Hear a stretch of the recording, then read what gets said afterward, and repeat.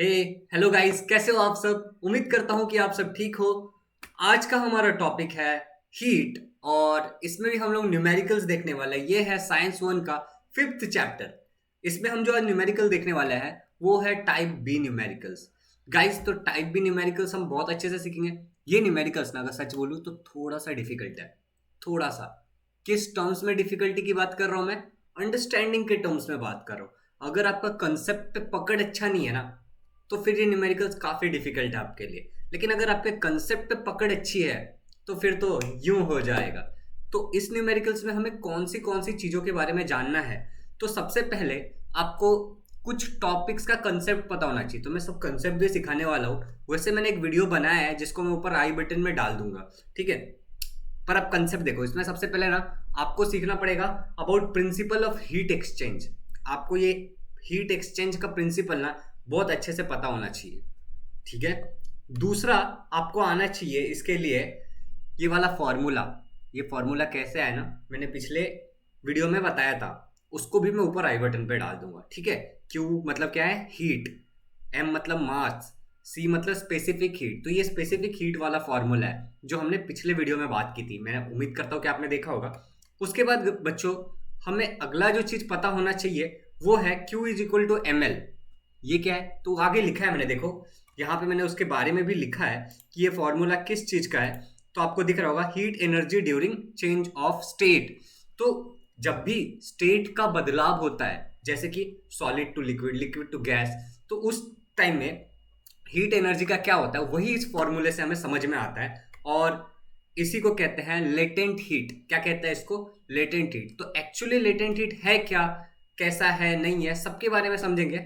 लेकिन उससे पहले अगर आप इस चैनल पे नए हो तो चैनल को सब्सक्राइब कर दीजिएगा और बेल आइकन को दबाइएगा कि आपको सबसे पहले नोटिफिकेशन मिले। इसके अलावा दोस्तों, लाइक करके अपनी अटेंडेंस लगा दो, बाकी आप समझदार हो। तो चलिए शुरू करते हैं।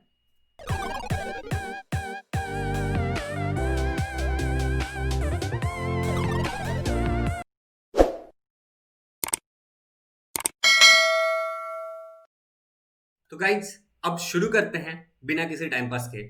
तो सबसे पहला सवाल होता है कि what is mean by heat exchange.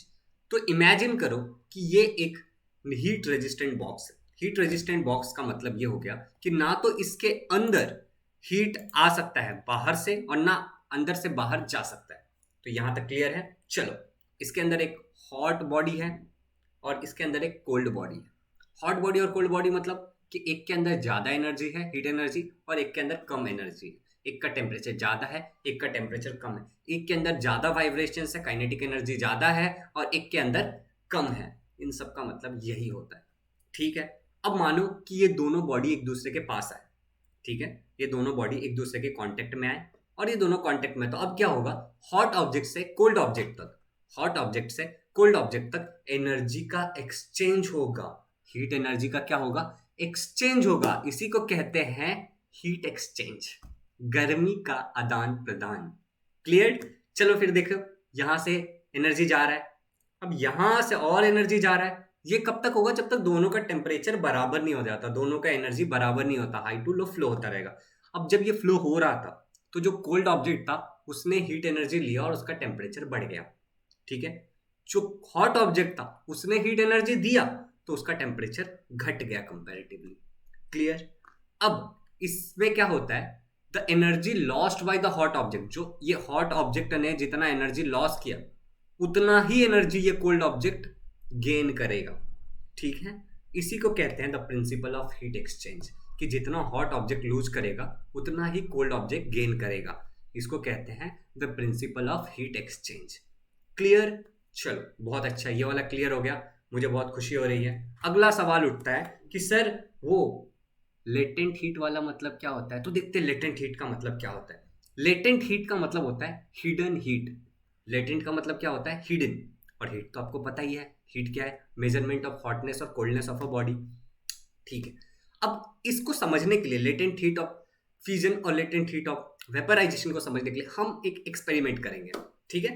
तो चलो, एक बर्नर है, इस बर्नर पे एक ग्लास स्लैब डाल, मतलब स्लैब नहीं, सॉरी, एक हमने बीकर डाल दिया, ठीक है।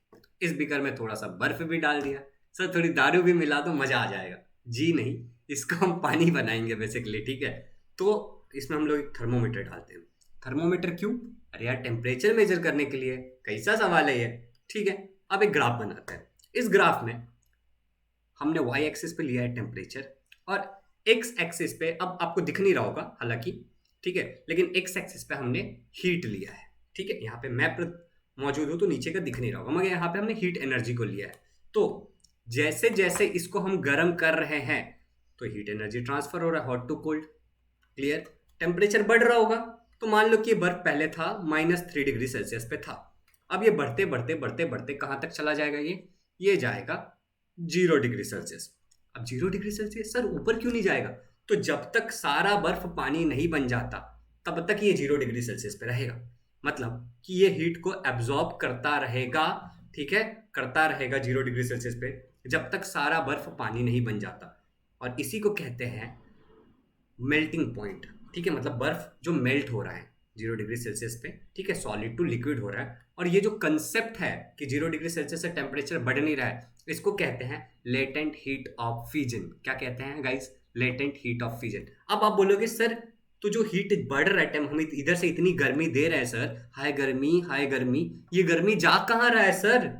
हाँ, तो ये गर्मी बॉन्ड्स को ब्रेक करने के काम में आता है, ठीक है। H2O के अंदर जो हाइड्रोजन और ऑक्सीजन के बॉन्ड्स है ना, वो बॉन्ड्स ब्रेक हो रहे हैं इसके कारण, ठीक है। तो लेटेंट हीट ऑफ फ्यूजन हो गया। सर डेफिनेशन बताओ। तो रुको जरा, सबर करो। आगे बढ़ते हैं, ठीक है। अब यहां पे देखो, सारा बर्फ का हो गया है सत्यानाश, बन गया है पानी।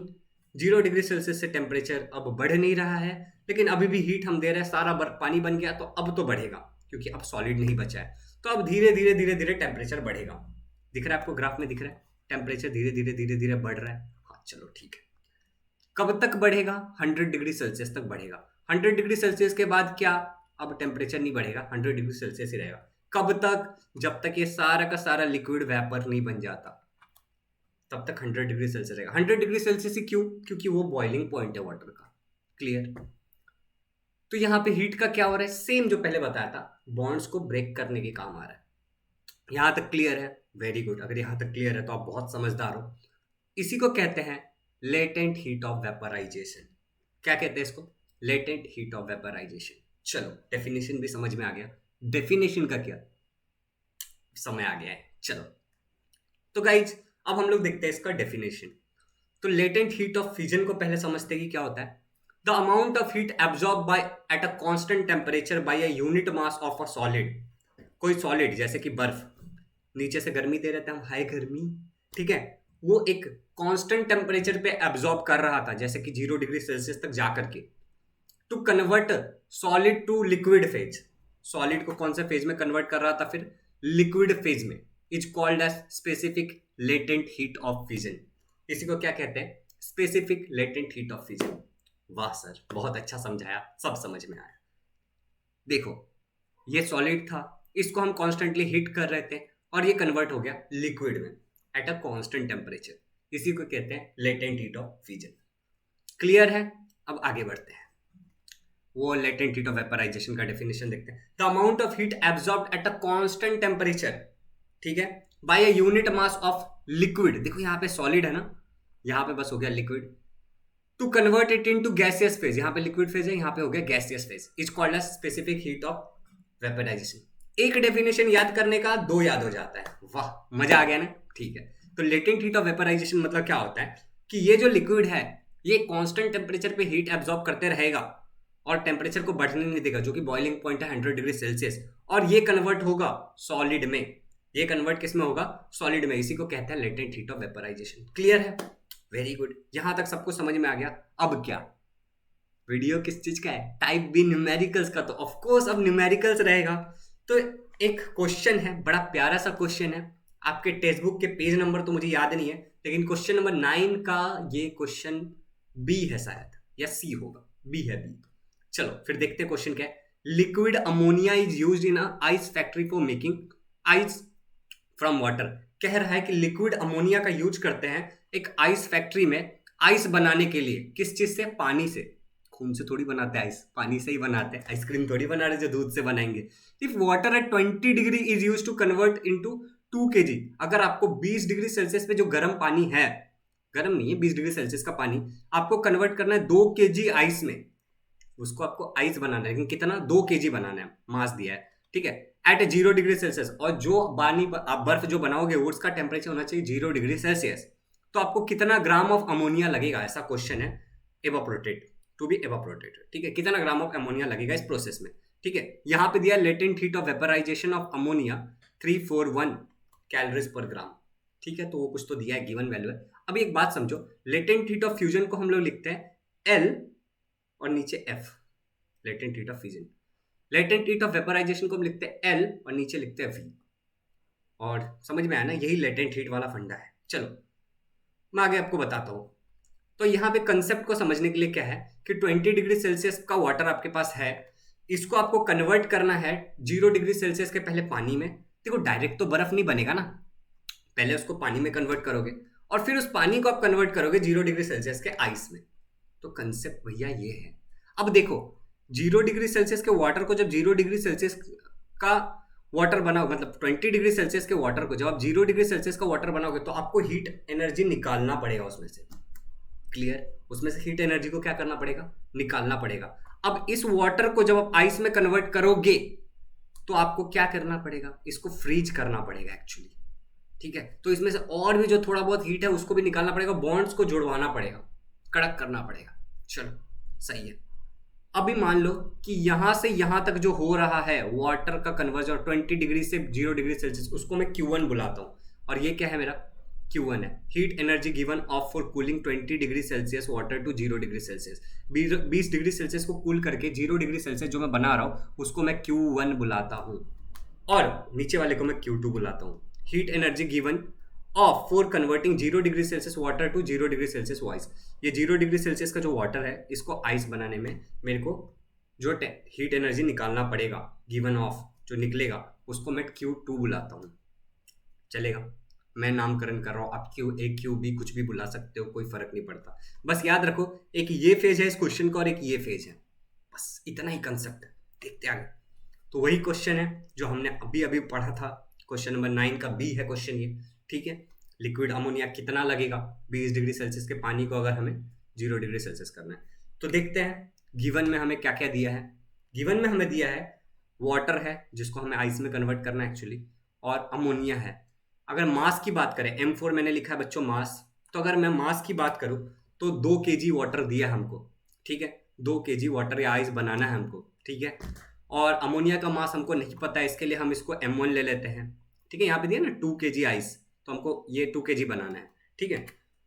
सी से क्या होता है, स्पेसिफिक हीट, अगर आपको नहीं पता है तो पिछला वीडियो जाके देख लीजिए। सी फॉर स्पेसिफिक हीट होता है। वाटर का जो स्पेसिफिक हीट है वो है 1 किलो कैलोरीज पर kg डिग्री सेल्सियस, ये है, इतना ही है, ठीक है।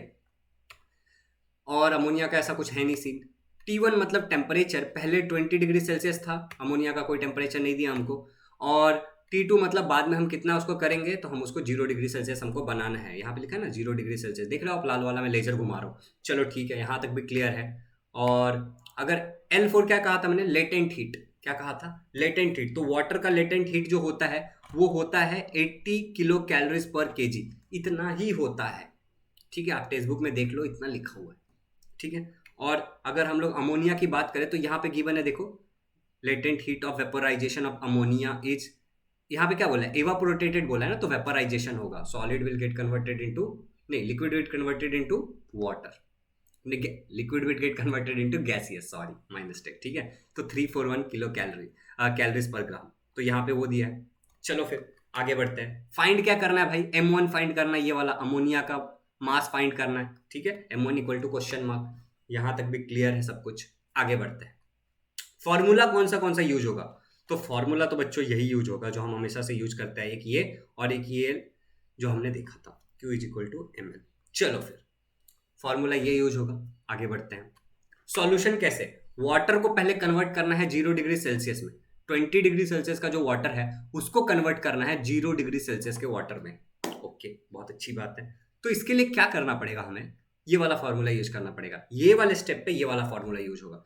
याद रखना, जब भी आप खाली टेम्परेचर रिड्यूस कर रहे हो, स्टेट को नहीं बदल रहे हो, तो ये वाला फॉर्मूला यूज करना। कंसेप्ट याद रखना, प्लीज याद रखना, यही बस ये न्यूमेरिकल के टाइप का फंडा है और कुछ भी नहीं है।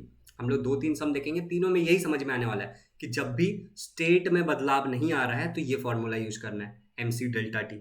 अगर स्टेट में बदलाव आ रहा है, जैसे वाटर का आइस बन रहा है, सॉलिड लिक्विड का सॉलिड हो रहा है, तो यहाँ पे ये वाला फॉर्मूला यूज होगा, लेटेंट हीट वाला। तो ये भी याद रखना। चलो क्लियर है। Q is equal to Q1 plus Q2। अब ये यहाँ से यहाँ होने के लिए ये दोनों प्रोसेस मिलके हो रहे हैं ना, तो Q1 और Q2 मिला करके वाटर पहले 20 डिग्री से 0 डिग्री सेल्सियस आ रहा है और वो 0 डिग्री सेल्सियस से 0 डिग्री सेल्सियस का आइस बन रहा है, मतलब दोनों प्लस हो रहा है, Q1 प्लस Q2। चलो फॉर्मूला हमारे पास है ही, तो लिख देते हैं, ये वाला प्लस ये वाला लिख दिया, Q1 और Q2 की वैल्यू डाल दी ऊपर से, ये Q1 की वैल्यू और ये Q2 की वैल्यू, ये दोनों को उठा के नीचे डाल दिया।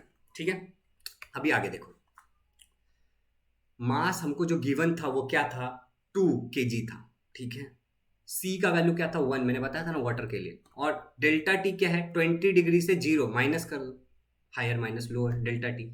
ठीक है, T2 माइनस T1 हो गया। यहाँ पे मास क्या था, 2 ही था। ये वाले प्रोसेस की बात हो रही है ना, अभी तक अमोनिया की तो बात हुई नहीं। ठीक है, तो ये 2 है और L कितना था, 80 था। वाटर के लिए कितना था, 80 था। पीछे जरा बैक वीडियो को थोड़ा पीछे करके देख लो, आपको सब पता चल जाएगा। ठीक है, अभी देखो तो ये क्या हो जाएगा, 20 माइनस 0 20 रहेगा, 2 1 जा 2 और ये 80 इंटू 2 160। क्लियर। आगे क्या होगा, आगे होगा 2 22 जा 40 प्लस 160 मतलब हो जाएगा 200। ये क्या हो जाएगा गाइज, ये हो जाएगा 200। तो यहाँ पे Q का वैल्यू क्या आया, 200 आया। तो यहाँ से यहाँ तक जाने के लिए कितना हीट निकालना पड़ेगा, 200 कैलोरीज, किलो कैलोरीज हीट निकालना पड़ेगा। चलो सही है, इसको मैं कहता हूँ इक्वेशन 1। इसको मैं क्या कहता हूँ, इक्वेशन 1 कहता हूँ। वेरी गुड, समझ रहे हो ना, वेरी गुड। चलो अब आगे बढ़ते हैं। As we are using ammonia to do this conversion, हम इस कन्वर्जन को करने के लिए अमोनिया का इस्तेमाल कर रहे हैं।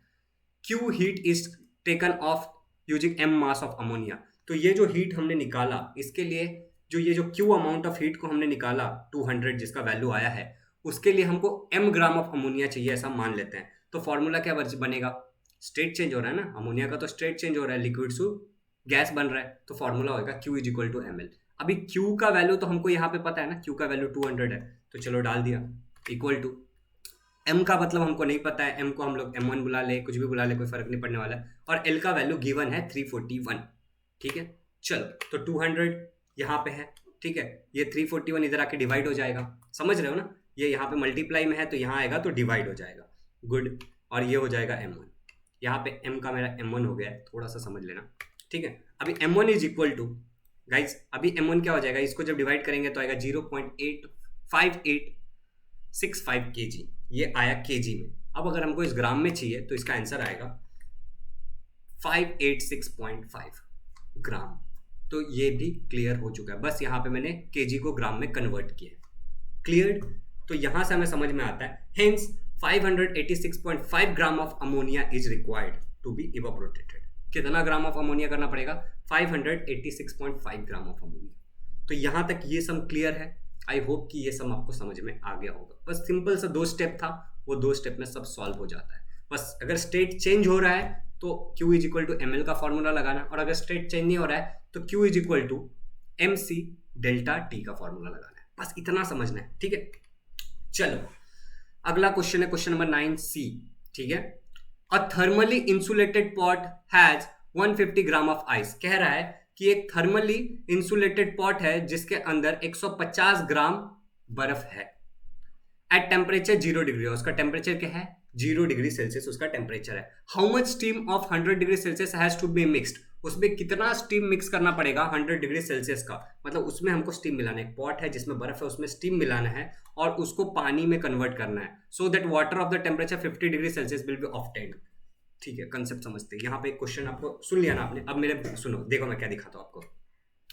0 डिग्री सेल्सियस का बर्फ है, ठीक है, यहाँ पे दिया ना 0 डिग्री सेल्सियस का बर्फ है, ice eight 0 degree Celsius question में।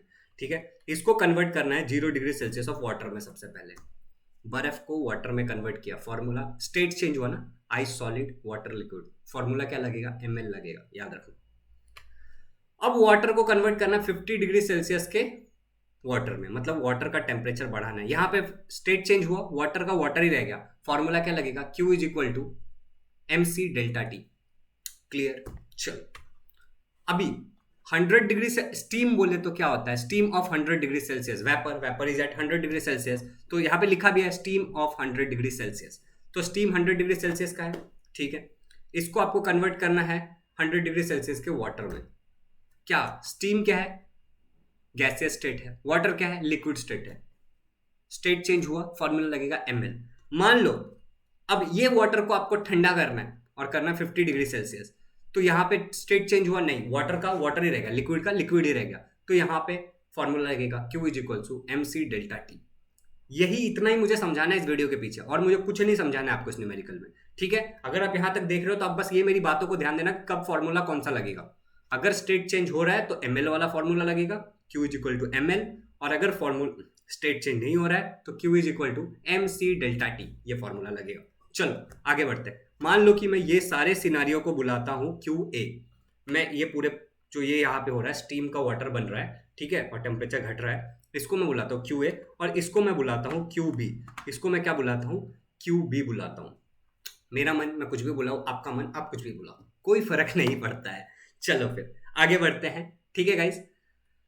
तो गिवन हमें ये है, ठीक है, कि स्टीम है जिसको मैंने QA बुलाया था, पीछे मैंने आपको दिखाया कि स्टीम वाले को मैंने QA बुलाया था और इसको मैंने QB बुलाया था, और ये आइस वाले को मैंने QB बुलाया है। स्टीम का बोला है मास हम लोगों को नहीं पता, वही हमें ढूंढना है, ठीक है। और आइस का हमको पता है 150 ग्राम बर्फ है। स्पेसिफिक हीट स्टीम का, स्टीम भी एक्चुअली वाटर ही होता है तो ये है, और आइस भी वाटर होता है तो इसका भी यही रहेगा। T1 100 डिग्री सेल्सियस, स्टीम कितना गर्म था, 100 डिग्री सेल्सियस था, उसको कितना करना था अपने को, 50 डिग्री सेल्सियस पे लाना था। अगर आप यहाँ पे देख रहे हो तो स्टीम 100 डिग्री सेल्सियस था, उसको हमें 50 डिग्री सेल्सियस पे लाना है, ठीक है। और अगर आप थोड़ा और आगे बढ़ोगे तो यहाँ पे लेंटेंट हीट ऑफ स्टीम होता है 540, गैसियस स्टेट में 540 होता है और सॉलिड स्टेट में 80 किलो कैलोरीज होता है, ठीक है। ये सब गिवन है, ठीक है। और आइस 0 डिग्री सेल्सियस पे था जिसको 50 डिग्री सेल्सियस का पानी बनाना है, ठीक है, आपको यहाँ पे दिख रहा होगा 0 डिग्री सेल्सियस पे जिसको 50 डिग्री सेल्सियस का पानी बनाना है। तो यहाँ तक क्लियर है सब कुछ। तो ढूंढना क्या है, ठीक है, टू फाइंड हमें M1 ढूंढना है। मैंने आपको बताया ना, आपको स्टीम का मास ढूंढना है, ठीक है। फॉर्मूला क्या लगेगा, तो फॉर्मूला अपना वही फॉर्मूला मैंने बोला ना, यही दो फॉर्मूला लगने वाला है खाली इस टाइप में। चलो सॉल्यूशन देखो बच्चों, स्टीम का जो 100 डिग्री सेल्सियस पे उसको जब वाटर बनाना होगा तो ये फॉर्मूला लगेगा। क्यों, क्योंकि स्टेट चेंज हो रहा है, ये क्या है गैसियस स्टेट पे है और ये वाटर क्या है लिक्विड स्टेट पे, क्लियर। तो ये वाला फॉर्मूला लगेगा, मैं यहाँ पे ये दिखाना चाह रहा हूँ। और ये वाटर का जब वाटर ही हो रहा है मतलब लिक्विड टू लिक्विड, बस टेम्परेचर का डिफरेंस हो रहा है 100 to 50, तो ये वाला फॉर्मूला लगेगा, स्टेट चेंज नहीं हो रहा है। देखो मैं इस चीज पे बहुत दबाव डाल रहा हूँ क्योंकि ये सबसे ज्यादा इंपॉर्टेंट है। चलो QA, हमें सबसे पहले QA ढूंढते हैं, ये वाले के लिए ढूंढते हैं, इसके लिए ढूंढते हैं कि इसके लिए क्या होगा M1 का वैल्यू, ठीक है। तो QA इक्वल टू ये फॉर्मूला डाल देंगे हम लोग, ठीक है, क्योंकि यहाँ पे दोनों चीजें हो रही है ना साथ में। तो मान लो कि ये हमारा Q1 है और ये हमारा Q2 है पिछले एग्जाम्पल के जैसे, तो ये दोनों चीजों को क्या करना है यहाँ पे प्लस करना है। अब कुछ नहीं, M का वैल्यू डाल दो, M का वैल्यू हमको नहीं पता तो M1 लिख देंगे हम। C का वैल्यू 1 है तो ठीक है 1 लिखो ना लिखो क्या फर्क पड़ता है। डेल्टा टी क्या होगा 100 - 50, तो 100 - 50 क्या हो जाएगा 50 होगा, ठीक है। यहाँ पे M1 का वैल्यू हमको नहीं पता, और ये क्या है L का वैल्यू क्या है यहाँ पे 540, ठीक है। तो यहाँ तक क्लियर है सब कुछ। आगे बढ़ते हैं, तो ये हो जाएगा 50 M1 और ये हो जाएगा 540 M1। कैलकुलेशन सिंपल कैलकुलेशन, आगे बढ़ो, ठीक है। आगे यहाँ पे M1 क्या किया हम लोगों ने कॉमन निकाल लिया, दोनों तरफ से M1 को क्या किया कॉमन निकाल लिया, तो यहाँ पे बचा 50 और यहाँ से बचा 540, तो ये हो जाएगा 590 M1, ठीक है। ये क्या हो जाएगा 50 और 40, 50 और 40 90 और ये 5, तो 590 M1। यहाँ तक सब क्लियर है। इसको मैं कहता हूँ इक्वेशन 1, ठीक है। QA वाले को मैं कहता हूँ इक्वेशन 1। सिमिलरली हमें QB निकालना है, तो देखो ये सारी चीजें गिवन है, अब हमें QB का वैल्यू निकालना है, ठीक है। तो सॉल्यूशन देखो, आइस 0 डिग्री सेल्सियस पे वाटर बना मतलब स्टेट चेंज हुआ, आइस सॉलिड था वाटर बना तो लिक्विड बना, तो स्टेट चेंज हुआ तो ml, इसको Q1 समझ लो, ठीक है। और ये वाटर अभी वाटर ही रह गया मतलब लिक्विड का लिक्विड ही रहा, बस टेम्परेचर का डिफरेंस आया, तो ये वाला फॉर्मूला MC डेल्टा टी, ठीक है। चलो तो QB निकालने के लिए ये दोनों को ऐड कर देंगे, दोनों फॉर्मूले का वैल्यू। तो यहाँ पे क्या है 150, 150 M का वैल्यू है, C का वैल्यू 1 है 1 लिख दिया, और T कितना है 50 - 0 हायर माइनस लोअर, ठीक है। तो ये हो गया। यहाँ पे क्या है मास 150 है और ये कितना है 80 दिया है, L का वैल्यू क्या दिया है 80 दिया, तो डाल दिया, वैल्यू डाल रहा और कुछ नहीं कर रहा, सिंपल सी बात है, ठीक है। 150 × 50 इज इक्वल टू 15 5 जा 75, इधर का एक जीरो इधर का एक जीरो हो गया 7500, ठीक है।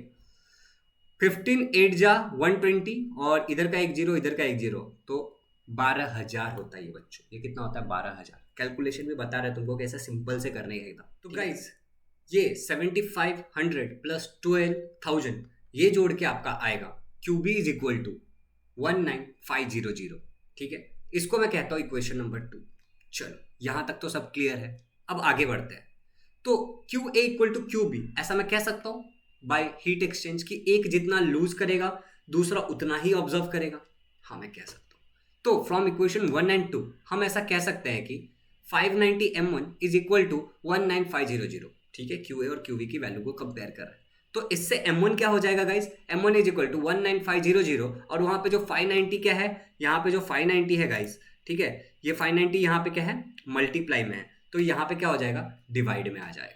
चलो इससे आंसर आएगा 33.05। आंसर क्या आएगा? 33.05, जिसको अप्रोक्सीमेटली हम 33 ले सकते हैं और फाइनल आंसर हम लिखेंगे hence 33 gram of steam has to be mixed. Clear है? तो मैं उम्मीद करता हूँ कि यहाँ तक सब कुछ आपको समझ में आया होगा।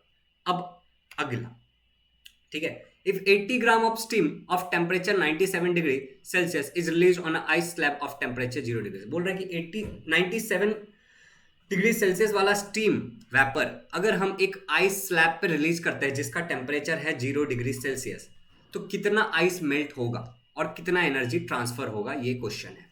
चलो ठीक है, फिर कंसेप्ट समझते क्या है। 97 डिग्री सेल्सियस वाला स्टीम है जो कि 80 ग्राम दिया है। ओके, इसको पहले कन्वर्ट करना पड़ेगा हमें 97 डिग्री सेल्सियस के वाटर में। क्या होगा? उसका कंडेंसेशन होगा और वो 97 डिग्री सेल्सियस का वाटर बन जाएगा। यहाँ पे ध्यान से देखो, ये है गैसियस स्टेट में और ये है लिक्विड स्टेट में, तो फॉर्मूला क्या लगेगा? ml वाला फॉर्मूला लगेगा, Q is equal to ml। चलो आगे बढ़ते हैं। अब इसको कन्वर्ट करना है वाटर एट 0 डिग्री सेल्सियस में। ठीक है, टेम्परेचर घटा रहा है तो स्टेट तो चेंज नहीं हो रहा है, तो फॉर्मूला क्या लगेगा? Q is equal to MC delta T. Very good, ये वाला भी समझ में आ गया। अब आगे बढ़ते हैं और 0 डिग्री सेल्सियस का जो आइस था, यहाँ पे 0 डिग्री सेल्सियस का जो आइस स्लैब था, उस पर जब स्टीम रिलीज करेंगे तो वो क्या होगा? पहले 0 डिग्री सेल्सियस का वाटर बनेगा। वेरी गुड, यहाँ पे स्टेट चेंज हुआ। जी हाँ, आइस का वाटर बना मतलब लिक्विड का नहीं, सॉलिड का लिक्विड बना। ठीक है, सॉलिड का लिक्विड है, मैं चेक कर रहा था मैं बस ठीक है, तो आइस जो सॉलिड था उसका लिक्विड बना, तो यहाँ पे क्या हुआ? स्टेट चेंज हुआ। सॉरी, यहाँ पे स्टेट चेंज हुआ, तो स्टेट चेंज हुआ मतलब कि फॉर्मूला क्या लगेगा? Q is equal to ml। That's it guys, इतना ही कंसेप्ट है। ये आपका सॉल्ड एग्जांपल का क्वेश्चन है। ठीक है, आपके चैप्टर में 5th हीट चैप्टर में ये सॉल्ड एग्जांपल है। सेम कंसेप्ट पे बेस्ट है, इसके लिए मैंने इसको लास्ट में लिया। हालांकि लोग सॉल्ड एग्जांपल पहले पढ़ाते हैं, मैंने ये लास्ट में लिया और ये आपको होमवर्क दे रहा हूँ। एज प्रॉमिस्ड कि आपको कुछ होमवर्क दूंगा, मैंने दे दिया है। स्मार्ट ओके चलो, तो यहाँ पे बच्चों ये होता है खत्म टाइप बी। तो हीट चैप्टर जो कि आपका 5वां चैप्टर था फ्रॉम साइंस 1, उसका टाइप बी भी खत्म हो गया। तो वीडियो आपको कैसा लगा? अगर वीडियो आपको अच्छा लगा तो लाइक कर दीजिए। ठीक है, बहुत अच्छा लगा है तो अपने दोस्तों के साथ शेयर करिए और चैनल पे नए हो तो सब्सक्राइब जरूर करिएगा। गाइज, हमारे इस यूट्यूब चैनल पे हम इस तरीके से अच्छे वीडियोस लाते रहते हैं, तो उम्मीद करता हूँ कि आप बहुत खुश हो गए, आपको समझ में आ गया होगा। थोड़ा सा हार्ड है कंसेप्चुअली, मगर बस वही याद रखना जो मैंने आपको समझाया। वीडियो में कितनी बार मैंने बोला स्टेट चेंज हुआ नहीं, वो इतना समझ में आ गया। और हीट एक्सचेंज हो रहा है तो कंपेयर करना है, दैट्स इट। दोनों निकाल के कंपेयर करना है। ठीक है, तो ये न्यूमेरिकल्स तो बहुत ईजी थे। उम्मीद करता हूँ आपको सब कुछ समझ में आया होगा। और अब टाइप सी का न्यूमेरिकल भी 1-2 दिन में आ जाएगा, तो ये सब खत्म हो जाएगा, झमेला ही खत्म हीट वाला। बहुत इंपॉर्टेंट चैप्टर है, तो अच्छे नंबर लाना। और अब मुझे दो इजाजत कि मैं अगला वीडियो ला सकूँ आप तक। चलो बाय बाय।